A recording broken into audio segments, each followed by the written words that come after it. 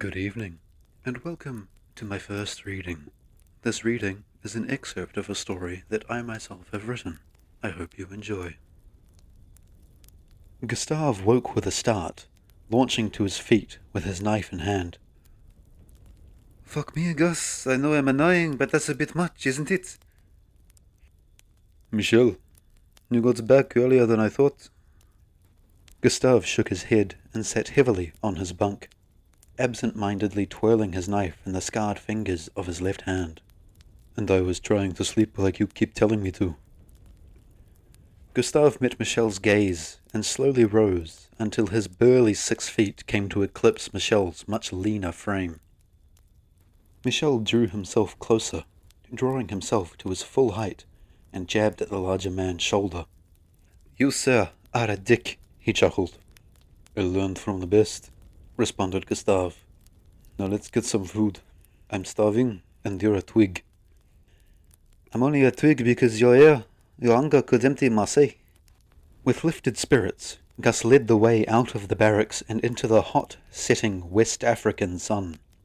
He took a moment to let the warmth seep into his olive skin before slipping a cap over his thinning brown hair and heading towards the camp mess. Why are you back early? I thought you lot were scouting an outpost in Burkina for a couple of days. Gustave could feel his throat scratching in the heat as he spoke. Well, that was the idea. We couldn't get through. More of those fires have been cropping up on the border, apparently, and too close to the outpost, so we've had to turn back. Well, maybe that means we can take a day to look around the castle. I'm going crazy stuck here. Like they'd let us. I just hope I can relax for a bit. This heat is killing me. Gus sat across from Michel with his food, away from the other groups in the mess, and pulled some tablets out of his pocket.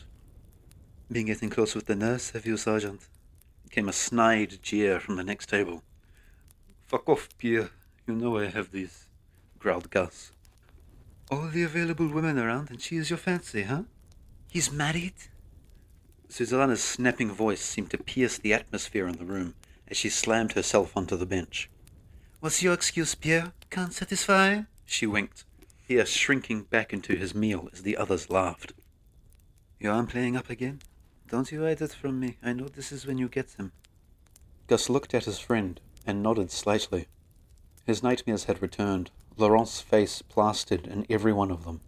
You might have ridiculous arms, Gus, but you're only human. You did your best. Let me guess. Sometimes our best just isn't enough. Gus grumbled as he traced his fingers over the myriad scars running down his left arm. I know it's not what you want to hear, but it's true. Gus, you need to talk to someone about this. A professional. It's been too long. They're all just full of bullshit. They're guessing this just as much as I am. At least talk to Pauline. Surely she can help you, no? I don't want to worry her. Gustave's voice quieted as he tried to keep the conversation between himself and Michel. My friend, I am sure she would rather bad news from you than bad news from someone else. And that's what she's going to get if you aren't present. Gustave sighed and nodded. I'll call her tonight. Good. Michel plastered his hand on Gus's shoulder. Now stop being a downer. Have some food, some drink, and let's just enjoy the night with some cards, eh?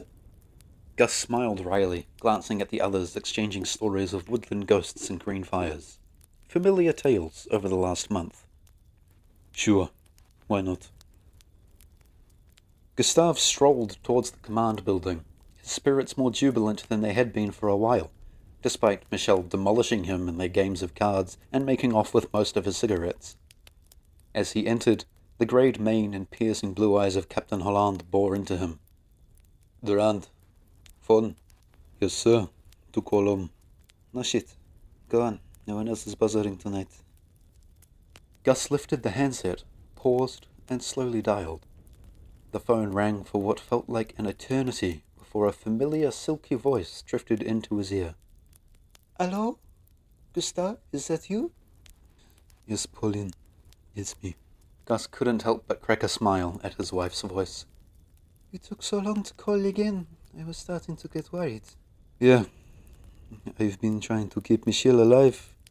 He's a handful, that one. Speaking of, how is Jean? Loud? Especially with his new train set. Thank you, Gus. Gus simultaneously winced and smirked at her accusatory tone. Just one of many gifts to come, my dear. You spoil us too much, Gus, giggled Pauline. Are you complaining? No, not at all. But you need to look after yourself as well, especially when you're away for so long. Conversation lulled. Hey, Pauline, Gus faltered. As much as he wanted to tell Pauline about his nightmares returning, something caused him to falter, and he held it back, opting to simply revel in being able to hear his love's voice. After what felt like forever, and also no time at all, their conversation closed, and Gus quietly chuckled as he retreated to his barracks. Told you talking to her would make you feel better, Michelle's voice piped up. Her and Jean. Apparently, he's been building things with whatever material he can find. Branches, dice, you name it. Definitely her brains then, eh? Gustave laughed softly at the jab. My looks, though. Think we should buckle on for leave to Sikasso tomorrow? No, but we're going to anyway, right? Of course. Gus yawned as he laid out on the bed, the sheets soothingly cold against his skin, and for the first time in a long time he drifted peacefully into his slumber. Gustave's head swam with images of Pauline and Jean greeting him in their living room, all laughing as Gus lifted the boy onto his shoulders. Images of Michel making a fool of himself when they would visit the bar, his terrible and enthusiastic voice singing as though his life depended on it, as the lights danced flashes of green. Gus's eyes twitched open. Light. Green. And a roaring heat that made him feel like he'd been trekking for days through the Malian forests. The green fire. Michelle's voice had whispered, but to Gus the fear in it sounded like a scream from the abyss. Then the klaxon sound entered Gus's ears, and he realized what was happening. He turned and thumped Michelle on the shoulder. Get your shit together! We're under attack! They and the others in the barracks strapped on their armor, retrieved the rifles from the armory, and moved towards the sandbag cover surrounding the building. Chaos was what awaited them outside. Gus could see the pillars of green flame on the east side of the camp, outlining a lithe woman with bouncing curls on her head, who lacked both armor and weapons, and whose dark skin was only covered by what looked like a cotton shirt and jeans. He saw innumerable shadowed figures approaching from the east and south.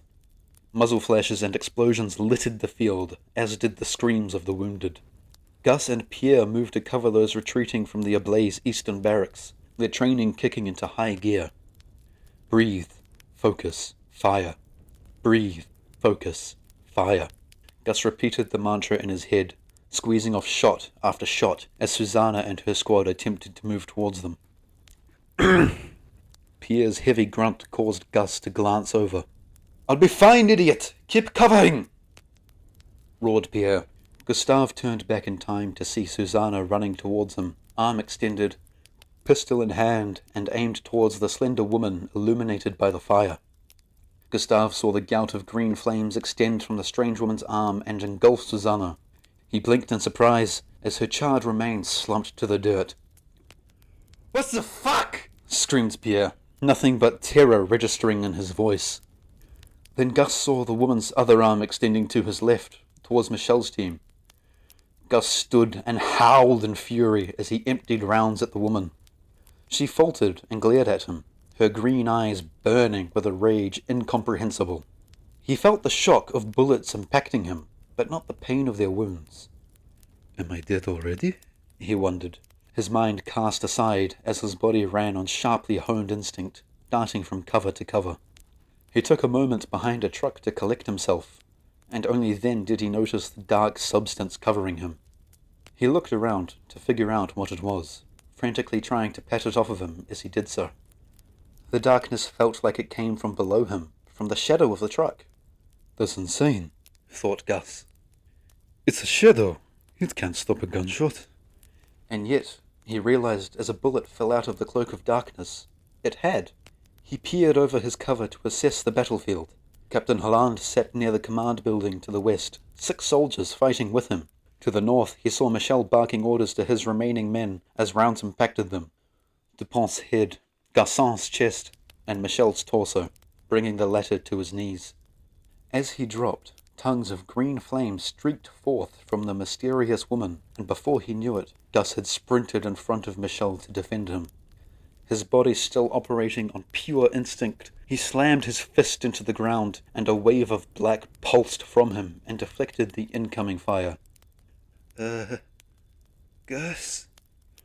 Michel's voice shook, both with pain and with concern for his friend.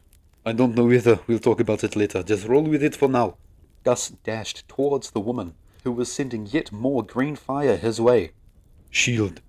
At this thought, shadows rose from the dirt and grass and enveloped his body. Again he felt the impact of bullets on his body and felt the shade resisting them. He lunged for the woman and slammed into the earth as she rolled out of the way. Surrender! He barked as the gunfire began to dim. Not until you imperial degenerates leave my home! Screeched the woman, her voice shrill and furious. A massive gout of fire barreled towards Gus, who ducked and sprinted into it, willing the shadow to hold in front of him. He could feel it failing as the heat began to scorch his left arm. Gus planted his left foot in front of the woman, twisting it and throwing a massive haymaker towards her head. She ducked, grabbed his left arm, and burned.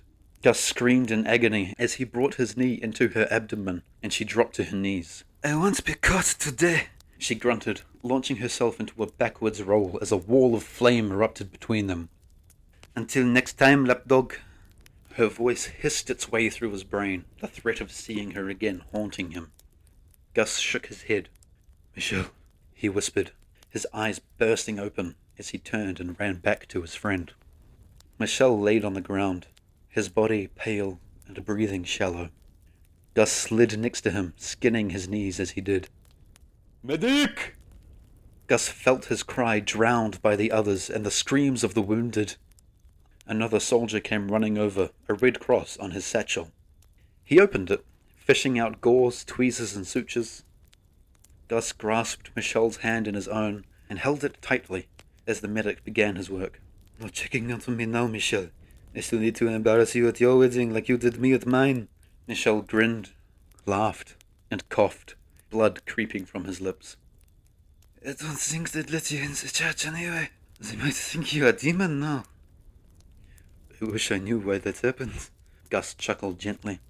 Something to do with your eye, perhaps? Gus furrowed his brow quizzically at his friend. What's wrong with my eye? It's black. Pitch black. Just one more thing for you to use in the bars, eh? This is Gus. His eye is black. Why don't you come back to mine and I'll tell you why. I don't sound like that. Michel's breathing was labouring as his eyes fluttered. Gus's face dropped as he looked at the medic. What's happening? It was shot through the lungs, Sergeant. Gus! Michel's voice rasped, a sound that Gus knew would torment him for years to come. Gus, you did everything you could. Don't let this haunt you as well. Not a good time for that kind of joke, Michel. Michel? Michel! The world seemed to only exist in sound. The crackles of fire, muted screams of the wounded and the angry, the blaring siren of the camp alarm, and the loudest sound of all, Michel's silence. Gus laid Michel's hand back down and gently closed his best friend's eyes. Sergeant? The medic's voice seemed distant, as if it were coming from another planet. Go help the others. Gus's voice was quiet, almost imperceptible.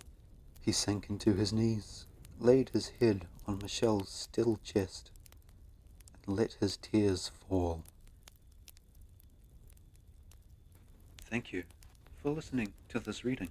I hope you enjoyed the story of Gus, and I hope that my reading was able to do the story justice. If there's anything you would like me to read in our next session, let me know. Otherwise, I will see you at the fireplace next time.